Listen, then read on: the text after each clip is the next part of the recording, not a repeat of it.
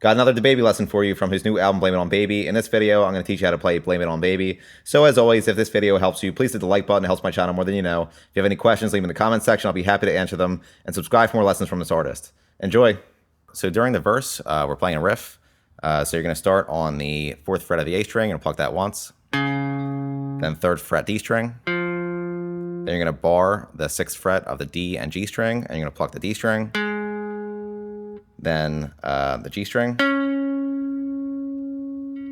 Then you're going to move it up 1 fret and do that whole thing again. Then back down a fret. Then back up. Except once you get to the G string, you're going to lift your pinky and place your ring finger on the 6th fret of the G string and pluck the G string again. And all put together, it sounds like this.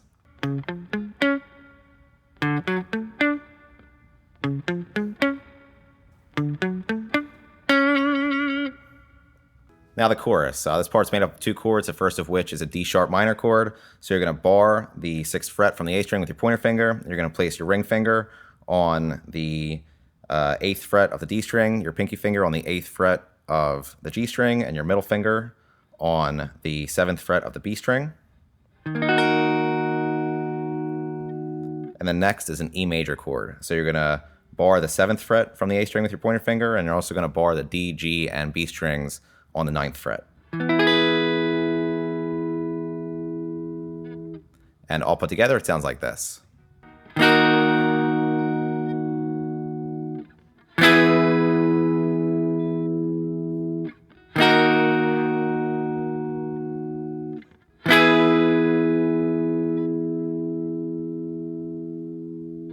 And that's it for Blame It On Baby. Like I mentioned, if this video helped you, please hit the like button. If you have any questions, leave them in the comments section. And subscribe for more lessons from this artist. Thanks.